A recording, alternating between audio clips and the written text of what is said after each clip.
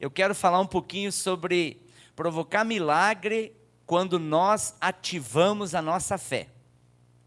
Pastor, mas é possível a nossa fé estar desativada?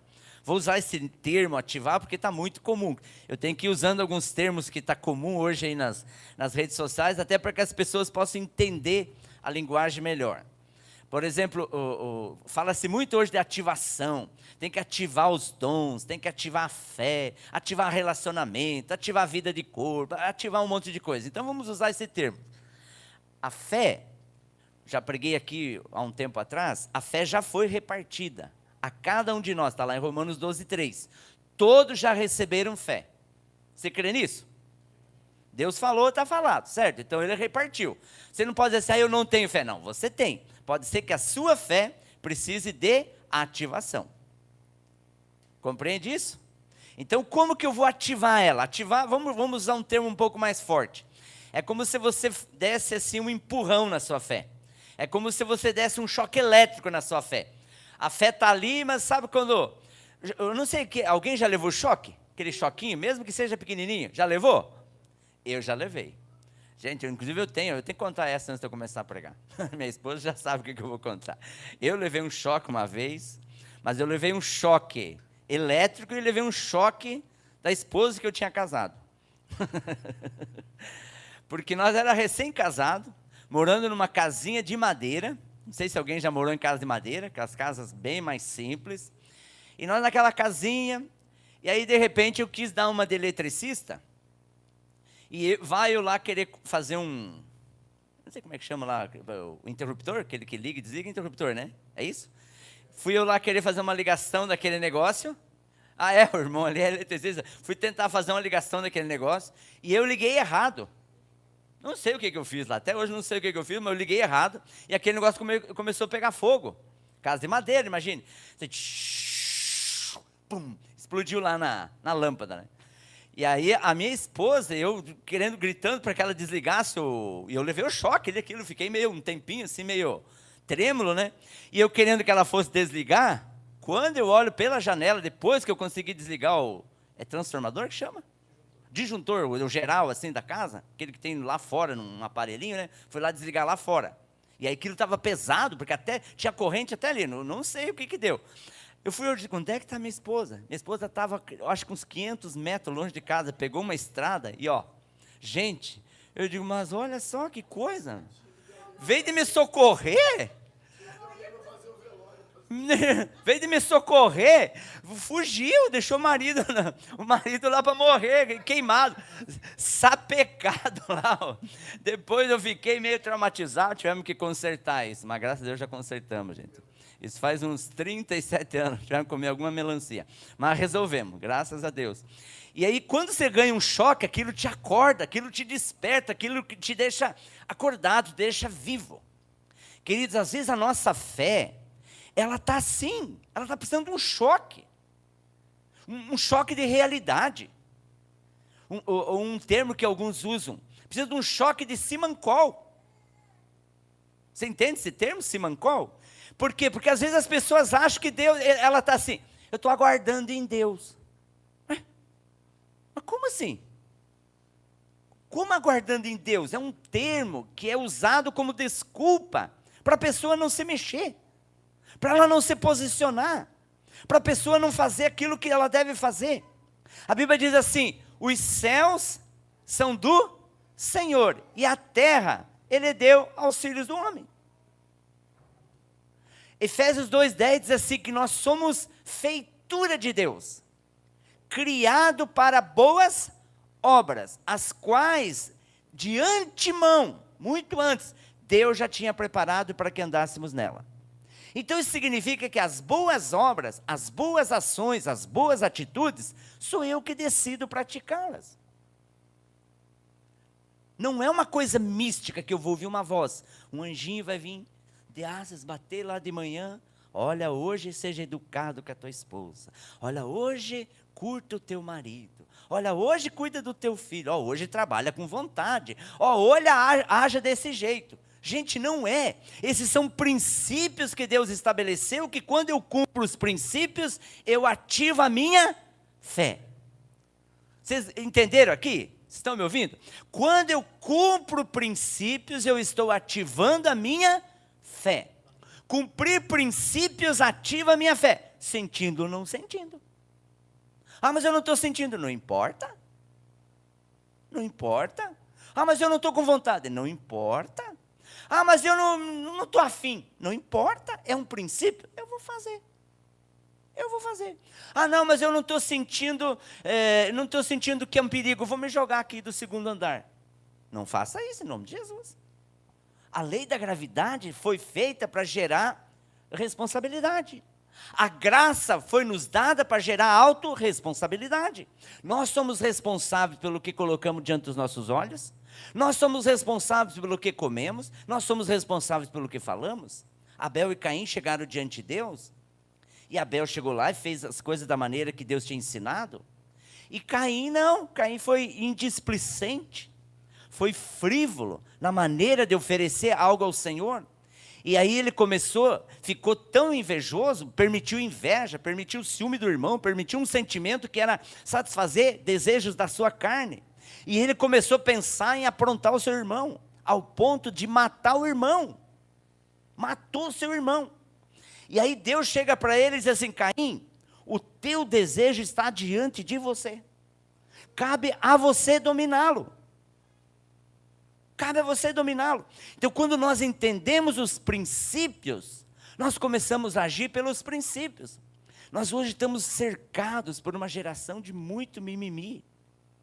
Ai, não sinto, eu não quero, não está afim, não vou, hoje eu não quero. Gente, isso só enfraquece a sua fé.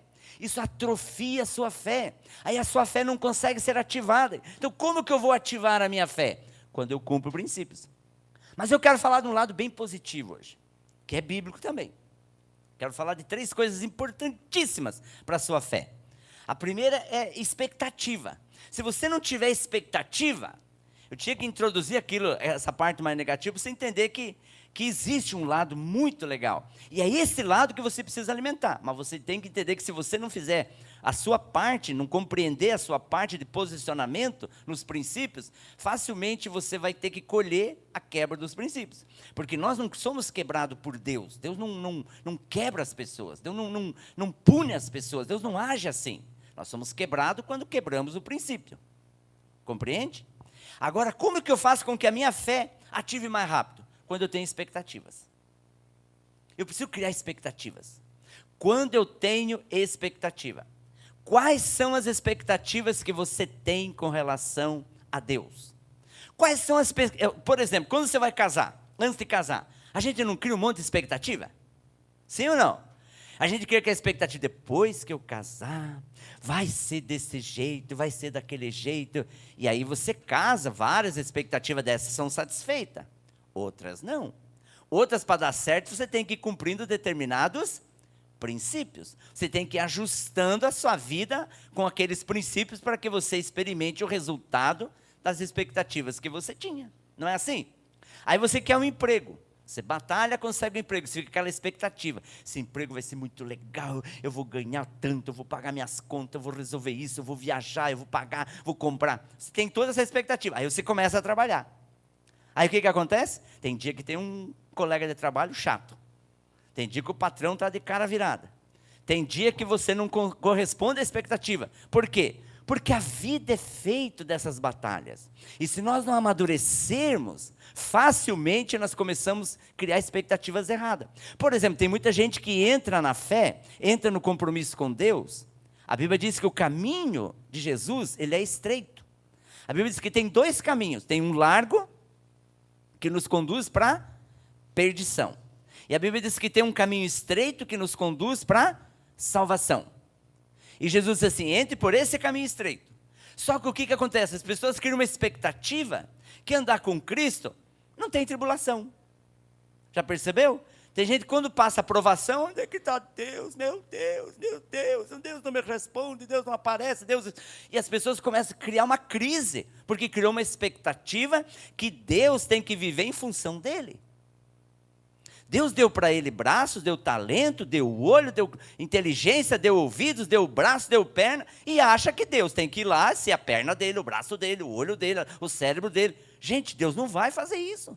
Isso é nós vamos ter que fazer. A prova disso, quer ver? Nós somos um espírito que temos uma alma e habitamos num corpo. Quando o teu corpo, parte do teu corpo não está legal, o que você faz? Cabelo, passou do tempo, você vai no barbeiro cortar. A barba está lá desengonçada, o que você faz? Você vai lá e faz a barba.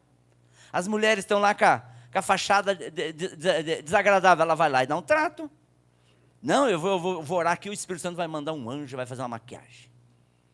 Não, eu estou acima do peso, eu vou orar, em nome de Jesus vou emagrecer. Gente, se você não fechar a boca, não emagrece. Se você não cuidar com o que você come, você não vai emagrecer. Não, mas eu vou orar aqui, e a minha conta bancária vai triplicar. Gente, se você não trabalhar, não for criativo, não usar, a tua conta não vai, cada dia as contas vão cair lá. Não, eu botei aqui a conta de luz, a conta de água, o telefone, e em nome de Jesus, vou ungir de óleo aqui e tudo. Você só vai fazer uma lambuzeira. O anjo não vai vir pagar as contas. Se você não for criativo, não buscar conselho, não buscar discipulado, não buscar orientação, não vai melhorar. Não, mas em nome de Jesus, nós só vamos orar aqui, nosso casamento vai resolver. Às vezes são duas personalidades terríveis. Precisam de orientação, precisam de pastoreio, precisam de discipulado, precisam de aconselhamento para ajustar algumas áreas que as pessoas sozinhas não conseguem enxergar ponto cego. Então a gente vai no dentista quando tem um problema no dente, mas quando está com um problema na nossa alma, no nosso espírito, a gente não busca ajuda. Já perceberam como isso é comum? Como é comum? Então a gente às vezes está lá tão mal, não consegue se relacionar legal, temos um espírito complicado, uma alma cheia de calos, cheia de calombos que atrapalham os relacionamentos, e não buscamos ajuda. Aí o carro estraga, está com barulhinho na roda, que é muito menos importante, a gente pega o carro e vai na oficina consertar. Ué, por que o carro merece tanto investimento e o meu casamento não merece? Daqui a pouco o nosso óculos está dando um probleminha. Não, vou consertar o óculos. Conserto o óculos, mas não conserto o cérebro. Então nós precisamos ter essa clareza, querido, que expectativas, elas fazem com que a gente compreenda melhor o que é Deus na nossa vida, e o que é princípio, e o que é a minha parte. Se eu não compreender isso, eu vou viver numa bolha de religião. Eu vou viver numa bolha de fé.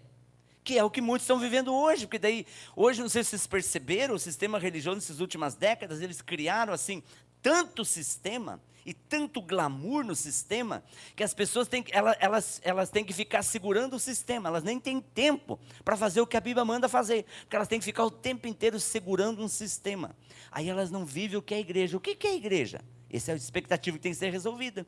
Igreja, queridos, é comunhão, igreja é vida na vida, é amizade, é relacionamento, é nos importarmos uns com os outros. Igreja é fazermos discípulo. Se eu não tivesse a expectativa de que igreja é realmente um lugar a qual pertencer, a gente diz, eu vou lá participar. Não, você não participa, você pertence. Imagina, eu vou participar do meu casamento. Já pensou? Eu vou participar da minha casa. Não combina. Eu pertenço, eu tenho que ter esse sentimento de igreja, um lugar ao qual pertencer. Por quê? Porque é uma família. Essa é a expectativa correta de igreja. Se eu não tiver essa expectativa, eu vou achar que igreja é um lugar de show, é um lugar de palco, é um lugar de bater foto, é um lugar de selfie, é um lugar de desfile. Queridos, igreja é lugar de nós chorarmos junto, de nós ajudarmos uns aos outros. Enquanto respira, tem chance de não desistir de ninguém. Igreja é lugar para dizer assim, nós estamos juntos. Aconteça o que aconteceu, você não está sozinho. Nós vamos juntos até o fim. Imagine eu chegar na minha casa para os meus filhos, assim, ele vem ali e diz, ó, você participa aqui. Não, ele faz parte. Imagine que eu não vou socorrer, imagine que eu não vou abraçar, que eu não vou servir meu filho. Não tem como eu não fazer isso. Isso é igreja. Então essa expectativa tem que estar alinhada. Então quando eu tenho uma expectativa correta, Hebreus 11:6, perdão, diz assim que sem fé ninguém agrada a Deus, mas aquele que se aproxima de Deus tem que crer que Ele existe e que se torna o quê? Galardoador, presenteador daqueles que o buscam. O que significa isso? Dentro dessa expectativa, para a gente entender. Então a minha expectativa é que eu me aproximo de Deus, porque eu creio em Deus, mas eu me aproximo e Ele vai me abençoar.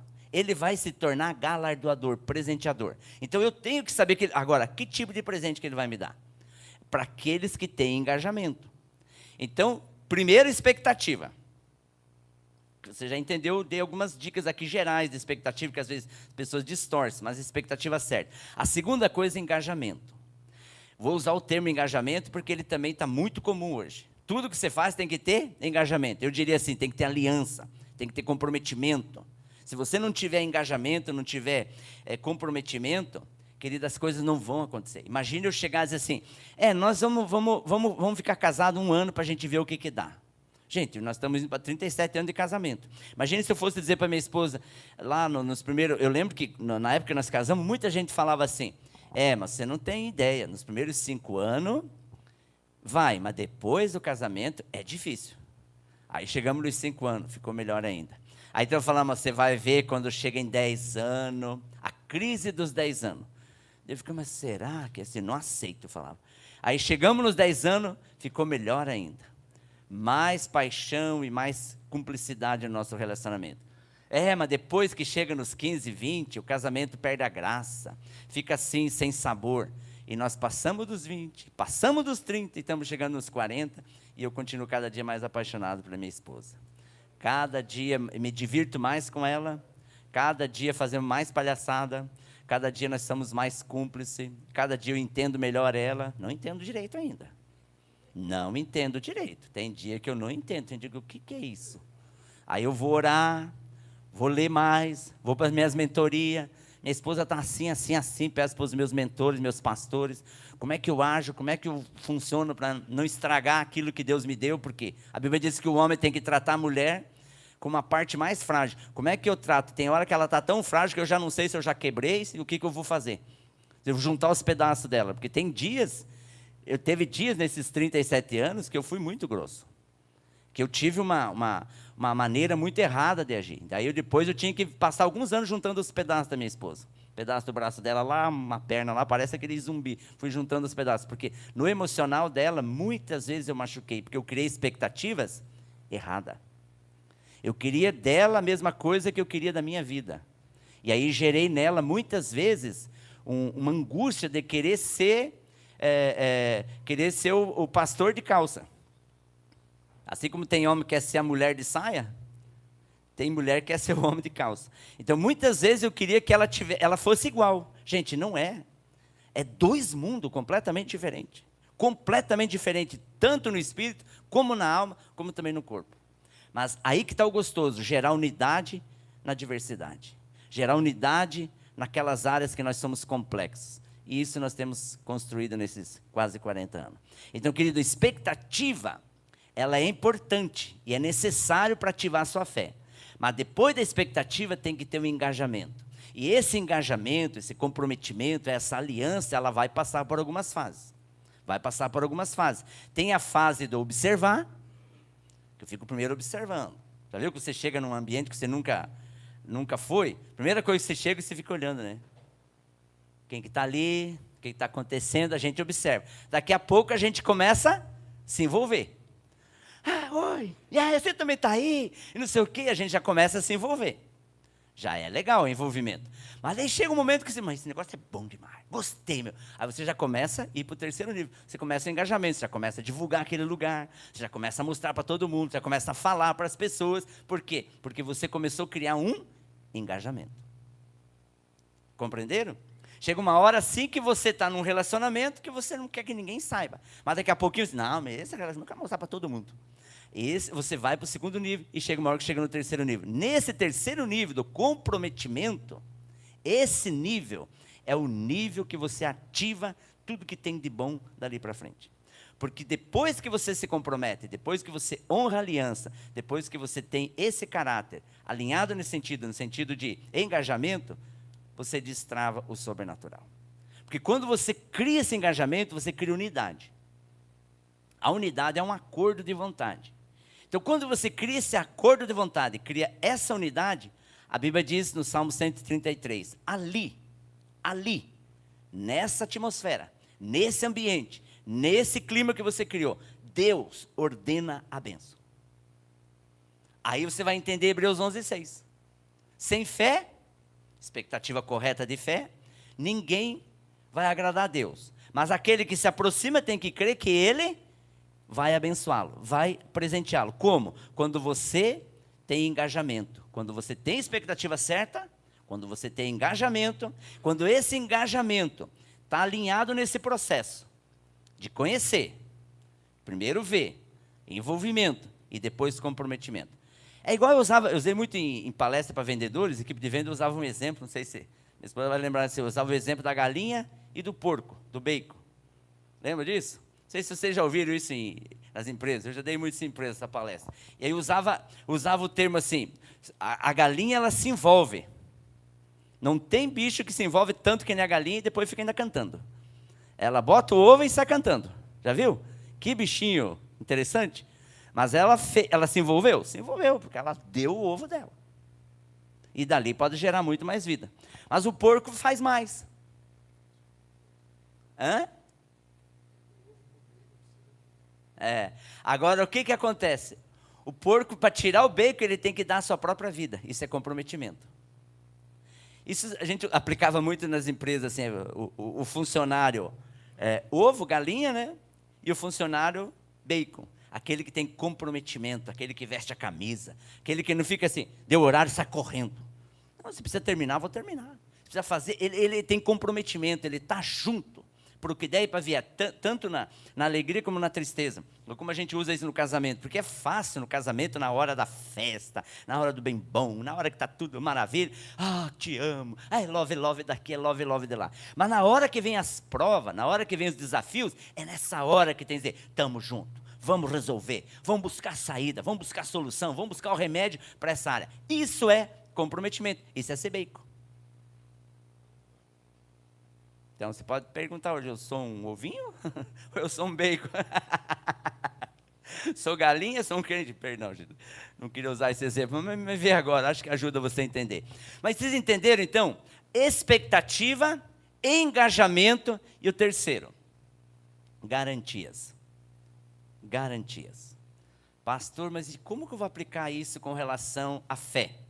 Se você está com a tua fé alinhada, você entendeu o reino de Deus, você entendeu o valor da aliança com Deus, o batismo teu não foi um banho, o teu batismo é uma certidão de nascimento, o teu batismo é para certificar, para que você a partir dali quer andar em novidade de vida, você criou um comprometimento, não foi um envolvimento, você se comprometeu. Então esse comprometimento que você criou no reino de Deus, esse engajamento que você criou no reino de Deus, que você criou com as coisas de Deus, ele vai ativando a tua fé. Quando? Quando você tem garantia. Qual é a garantia? A Bíblia diz assim, que quando nós cumprimos os princípios, Ele estará conosco até o fim dos séculos. Por exemplo, Mateus 28, versículo 19 e 20. Quando Jesus termina toda a trajetória dele na terra, ressuscita, aparece para os discípulos, e ele diz assim, ide e fazei discípulo de toda a terra. Daí ele diz assim, batizem eles, pregue o evangelho, daí batizem eles, em nome do Pai, do Filho e do Espírito Santo. E aí depois de você batizar eles em nome do Pai, do Filho e do Espírito Santo, o que é para fazer? O que ele diz ali? E aí ele diz assim, ensinem eles a guardar tudo que vos tenho ordenado. Aí você pega e vai ensinar eles a guardar tudo que Jesus ensinou. E olha que Jesus ensinou coisa. Então a gente precisa sentar com as pessoas e ensinar. Aí ele termina dizendo assim, e eis que estarei convosco até a consumação dos séculos. Mas ele vai estar com quem? Com quem prega o evangelho, faz discípulo, em nome do Pai, do Filho e do Espírito Santo, discipula eles, ensina tudo que Jesus ensinou, aí eu vou estar com vocês até o final dos tempos. Se eu entendi isso, se eu compreendi isso, aí ele vai estar comigo, isso é uma garantia. Jesus também diz assim, aquele que vem a mim, de modo nenhum lançarei fora. Então se eu vou a Jesus, ele diz, eu de modo nenhum vou lançar você fora. Agora se eu não vou a Jesus, eu vou para uma porcaria, eu vou para uma coisa errada, ele não está ali. Jesus não se mistura com os meus pecados, ele não se mistura com a minha rebeldia, ele não se mistura com a minha estupidez. Então, quando eu entro nesse caminho, eu começo a criar o quê? Eu estrago a garantia. Porque a expectativa está certa. O engajamento parou em algum momento. Aí a garantia foi embora. Porque eu não estou mais caminhando no caminho. Eu saí do caminho. O caminho da bênção é esse aqui. Estou andando no caminho. Daqui a pouco eu dou uma olhada para o lado. Ah, mas é só uma pecadinha. É só um resbalo que eu quero dar. Daí amanhã eu já me arrependo e volto aqui. Gente, não funciona assim. Não funciona assim. Aí eu estou errando na compreensão do que é o Evangelho.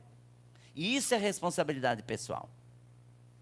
Assim como eu tenho responsabilidade de todos os dias tomar banho, de cuidar do meu cabelo, de me trocar. Já imaginou? Ah, eu acordei, hoje não estou afim de me trocar.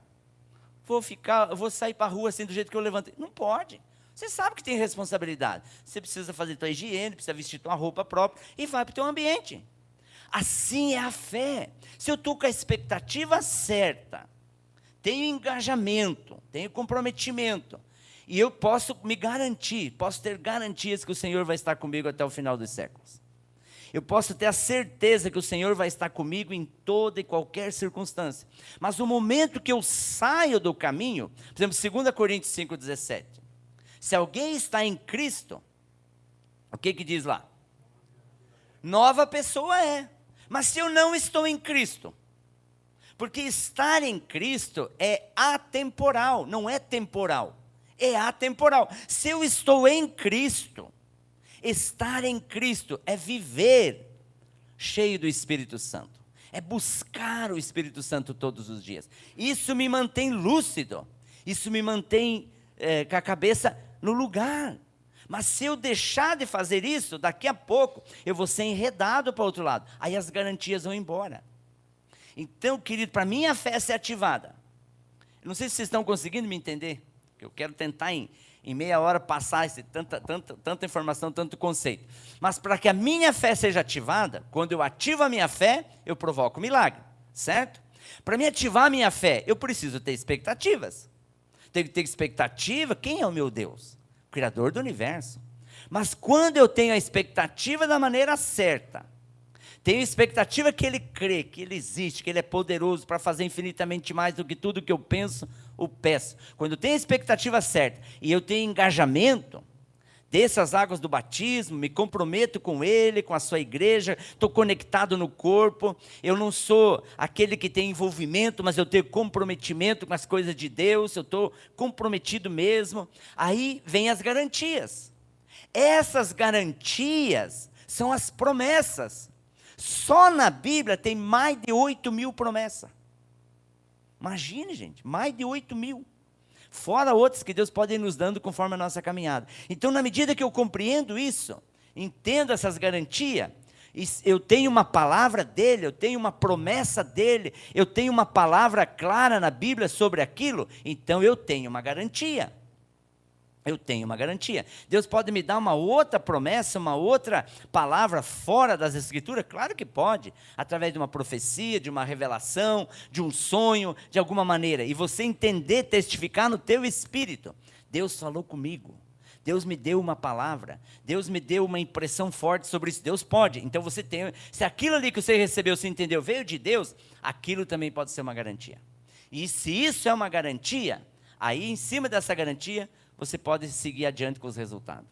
Deus, o resultado é o quê? Como diz lá em Hebreus 11:6, esse versículo que eu usei aí. Tendo fé, eu agrado a Deus. Então, se a minha fé, né, se eu estou alinhado, e eu ativei a minha fé, aí Ele vai me recompensar. E, gente, qualquer pessoa que te recompensa, já é legal. Agora, imagine Deus olhar para você, como diz o Salmo 133, você criou essa unidade, no sentido certo da Bíblia, e Deus olhar lá para vocês, onde é que está o Anderson? Está ali. Eu vou ordenar a bênção na vida do Anderson essa semana.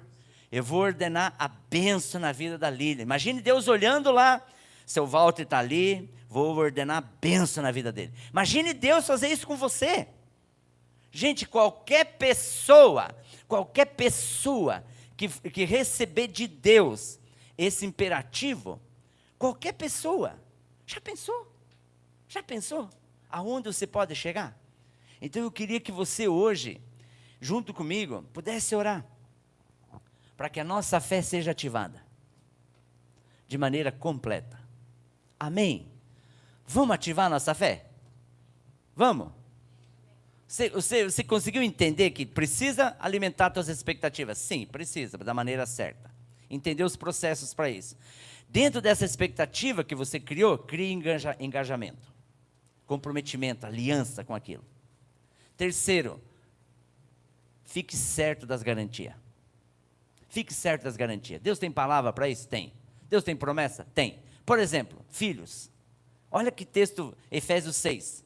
Filhos, honrem os seus pais, para que o quê? Se prolonguem seus dias na terra e vocês possam ir bem. Já pensou? Então, honre, faça isso. Por exemplo, a Bíblia diz assim, maridos, tratem sua esposa como Jesus tratou, como é que diz lá? A igreja. Como é que Jesus tratou a igreja? Aí você tem que pensar, como é que Jesus tratou a igreja? Então eu preciso tratar a minha esposa nesse nível. Como é que a Bíblia diz da mulher? Mulher, sede submissa a seus maridos. Tipo assim, submissão não é ser capacho. Submissão é estar sob a missão. Submissão é estar sob uma missão. Entender que o homem é o sacerdote, que ele tem uma função sacerdotal muito grande, que ele tem a visão de enxergar o futuro hoje. Então ela está sob a sua missão. Isso não significa que a mulher tem que andar atrás, nem na frente. Ela foi tirada da costela para andar do lado. Então nunca para ela ser amassada, pisada, pisoteada, não. É para andar do seu lado, ser companheira, ser amiga, ser parceira. Mas aí Jesus então ele trata a igreja como alguém com quem Jesus ele tem cumplicidade. Jesus sem a igreja, ele fica também incompleto. Pastor, isso é forte. Não. A Bíblia diz que ele é o cabeça. Uma cabeça sem corpo, se você visse uma cabeça aqui agora, você ia sair correndo, não ia? Imagina, nós vemos uma cabeça ali se mexendo. Parece que é filme de terror. Agora imagine um corpo sem cabeça. Acho que fica pior ainda. Imagina um corpo na rua sem a cabeça. Gente, eu já vi alguém fazer essas brincadeirinhas não sei, na internet, os caras, eles escondem o rosto numa jaqueta, um esquema assim, que dá a impressão que o cara está sem pescoço e sem cabeça mesmo. Gente que dá um susto nas pessoas, dá um susto quando as pessoas veem isso, que eles fazem, parece que cai fora essa parte. Imagina você encontrar na rua um corpo sem a cabeça. Assim seria também a igreja sem Jesus. Ah, mas pode uma igreja estar sem Jesus? Claro que pode. É só ter uma religião, só ter um sistema de ideologias e filosofias. É só ter um ambiente religioso, dá para ter. Isso é fácil. Mas nós precisamos, como igreja, sermos igreja. A gente não vai à igreja, nós somos igreja. Somos o templo do Espírito Santo. Quando nos reunimos, somos igreja. E somos igreja quando se importamos uns com o outro. Quando a gente senta junto, come junto, almoça junto, janta junto, toma café. E assim, faz bagunça na casa. Né? Tão bom quando a gente se encontra e faz aquelas bagunças. Gente, faz parte.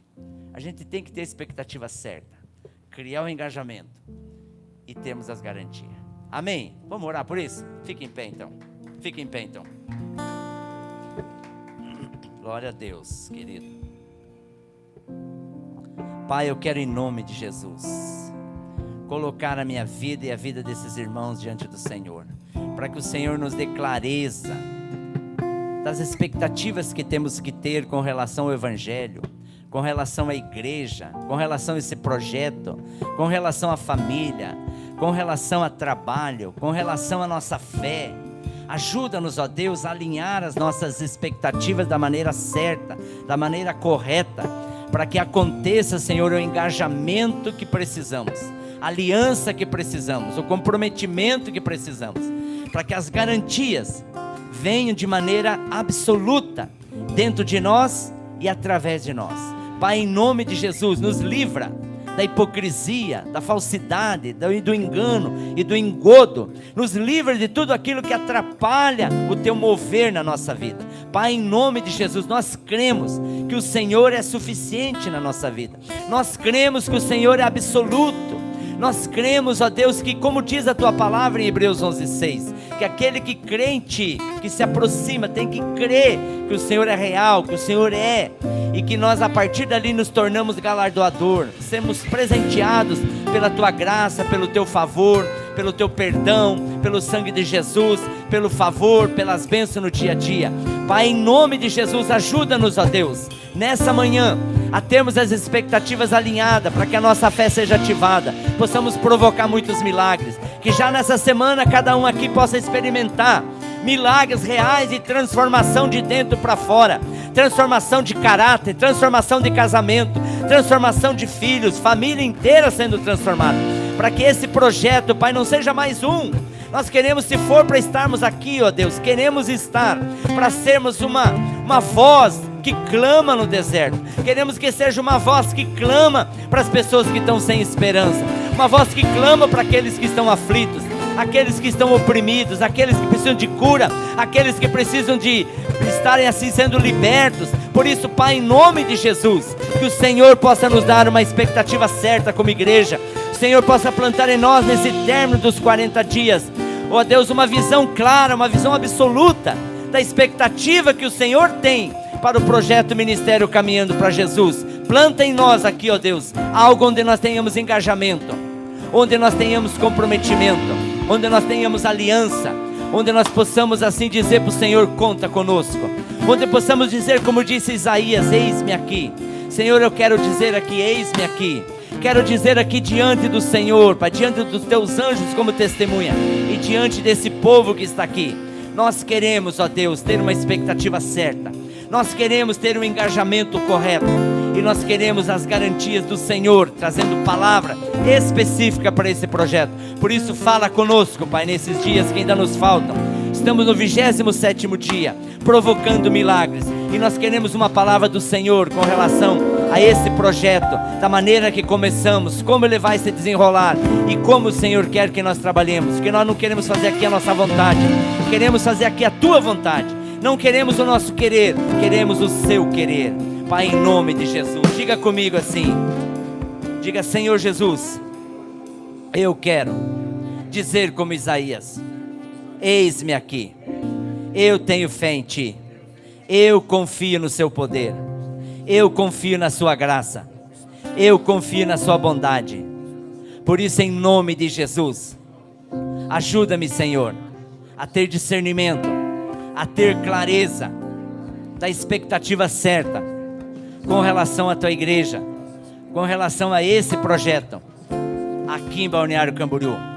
E ajuda-me, Senhor, a compreender a tal ponto que o meu envolvimento suba de nível para o nível do comprometimento, para o nível de aliança, lealdade, aquilo que o Senhor plantar no meu coração. Eu sei que o Senhor tem as garantias necessárias de princípios para que eu cumpra na minha vida e através da minha vida os resultados do que está prometido na Sua palavra. E eu quero que nessa semana esse Seu favor que sempre me acompanha, nessa semana o Senhor possa sinalizar o Seu favor na minha vida e na minha casa de uma maneira especial, sobrenatural, onde eu perceba que não foi a minha força do braço, mas sim o Seu poder se manifestando na minha vida e na minha casa, em nome de Jesus. Você crê nisso? Dê um aplauso então a Jesus, dê um aplauso a Ele.